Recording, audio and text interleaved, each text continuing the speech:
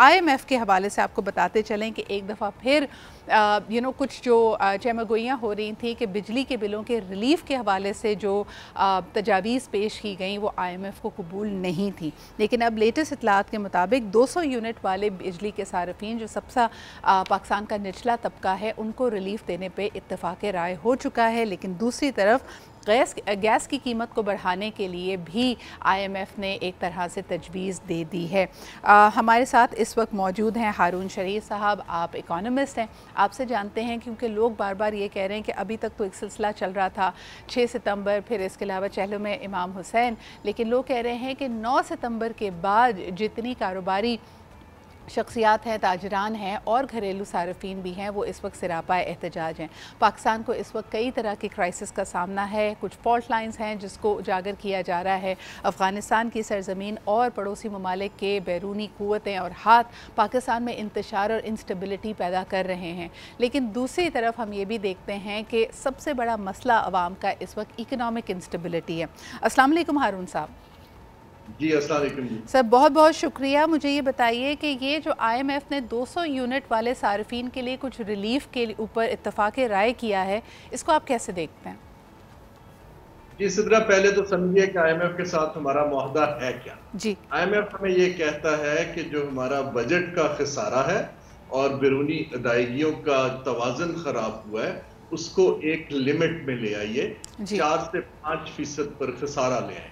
وہ یہ نہیں کہتا کہ آپ اس میں مائکرو مینج کیا کریں، بل کو کہاں سے کہاں لے جائیں۔ ہمیں بلوں کے لیے اس کے پاس تب جانا پڑتا ہے جب اگر ہم کوئی ریلیف دے رہے ہو تو وہ خسارہ بڑھ رہا ہوتا ہے۔ صحیح۔ اب ہمارے پاس 2 آپشنز ہیں۔ ایک آپشن تو یہ ہے کہ ٹیکس پیئر کے یا لون کے پیسے سے ہم ریلیف دیں، اس سے خسارہ بڑھ جائے گا۔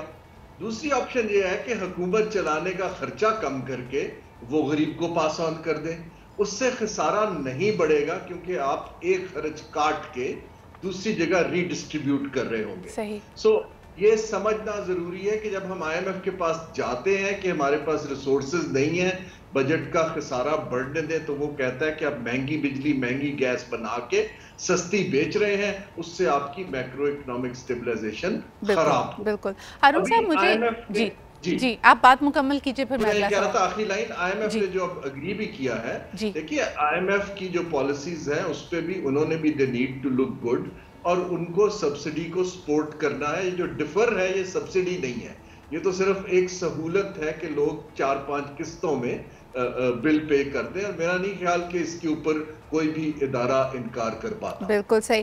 ہارون صاحب مجھے یہ بتائیے کہ پچھلے 16 ماہ میں PDM کی کاوشیں رہی کہ ملک میں اقتصادی اسٹیبلٹی آ سکے، لیکن اس میں وہ کافی حد تک ناکام رہے۔ ہمارے سامنے ہے ڈالرائزیشن، اس کے علاوہ فیول پرائسز، بجلی کی قیمت، گیس کی قیمت، ہر چیز اوپر جا رہی ہے، شارٹیجز اپنی جگہ پہ ہیں، لوگ کبھی چینی مافیا کا ذکر کر رہے ہیں، کبھی آٹا مافیا کا ذکر کر رہے ہیں۔ مجھے یہ بتائیے اس وقت جو گردش کر رہی ہیں کچھ گوسپس، اور یہ فیک نیوز بھی ہو سکتی ہے، لیکن کہا جا رہا ہے کہ جی جو ہمارے یہاں پیرلل اکانومی کا حجم ہے اس کو ہی اگر ہم فارملائزڈ اکانومی میں لے آئیں تو صورتحال کافی بہتر ہو سکتی ہے۔ اس کے لیے لوگوں نے کہا کہ ہو سکتا ہے، اور اس کی پھر تردید بھی آئی کہ جی 5000 کا نوٹ ڈسکنٹینیو کر دیا جائے گا because there is a lot of black money in the market. Black money کو ہماری معیشت کے فلو میں فارملائز طریقے سے لانے کے لیے آسٹیرٹی میجرز کی ضرورت ہے یا کوئی اور اسٹرکٹ میجرز کی ضرورت ہے، آپ کیا سمجھتے ہیں؟ جی دیکھیے، یہ جو ہماری جیسے معیشت ہے، بہت سال پہلے میں افغانستان کے جب صدر اشرف غنی صاحب سے بات کر رہا تھا، انہوں نے ایک بڑی کام کی بات کی۔ انہوں نے کہا ہماری معیشت کے اندر اس وقت افغانستان کا ذکر تھا کہ بہت زیادہ پیسہ لوگوں کے پاس اویلیبل ہے، جسے ہم لیکوڈیٹی کہتے ہیں۔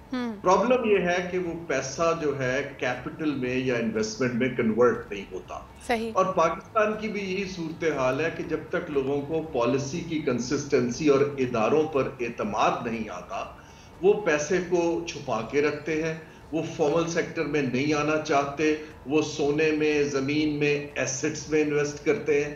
اب یہ تو حکومت کا کام ہے کہ ہم ان کو اعتماد دیں۔ اعتماد ایک تو ٹاک شاپ سے نہیں آتا صدرہ، اعتماد تب آتا ہے جب یہ سیاست سے چیزیں بہت سی ڈیلیگیٹ کر کے کی اکنامک انسٹیٹیوشنز کو مضبوط کیا جائے، ان کے ہیڈز لگائے جائیں, ان کو ورکنگ سپیس دی جائے, لوگ ان کے پاس جائیں, ہر چیز کے لیے سیاسی حل نہ ڈھونڈیں. دیکھیے نا, ان حالات میں ایک ادارہ جو نان اکنامک ہے آرمڈ فورسز کا, کیونکہ وہ مضبوط ادارہ ہے, لوگ اس کی طرف دیکھنا شروع ہو جاتے ہیں, حالانکہ ان کا ڈائریکٹ اکانومی سے تعلق بھی نہیں ہے. اس وقت ضرورت اس امر کی ہے کہ مارکیٹ میں کانفیڈنس انسپائر کرنے کے لیے اگر ہم نے انفارمل سیکٹر کو ترقی میں حصہ دلوانا ہے فارملی, تو ہمیں کچھ اداروں کے تھرو ان کو کانفیڈنس دینا پڑے گا, نہ کہ وہ ٹیکس والوں سے یا باقی اداروں سے ہراس فیل کریں. صحیح سر, لیکن ہراسمنٹ کے علاوہ مجھے بتائیے جو خبریں گردش کر رہی ہیں اور آپ کے پاس زیادہ اس کو ویریفائڈ اور وثوق سے آپ یہ بات ہم تک پہنچا سکتے ہیں, کہا جا رہا ہے کہ کچھ منسٹرز کے گھر سے بھی اور کچھ بڑی شخصیات کے گھر سے بھی ایک بڑی اماؤنٹ آف کیش ریکور کی گئی ہے. یعنی اگر ہم پاکستان کا 3 مہینے تک کا پورا ٹوٹل ٹیکس جمع کریں تب بھی 97 ارب نہیں بنتا. اس طرح کے فگر 60 ارب 97 ارب کی ذکر کیا جا رہا ہے جو کہ لوکل اور فورن کرنسی میں موجود ہے. یہ آپ کے خیال میں فیک نیوز ہے؟ How do you see it? دیکھیں جی, نیوز کی تصدیق تو تب ہی ہوگی جب کوئی اتھینٹک ادارہ اس کے اوپر کامنٹ دے گا.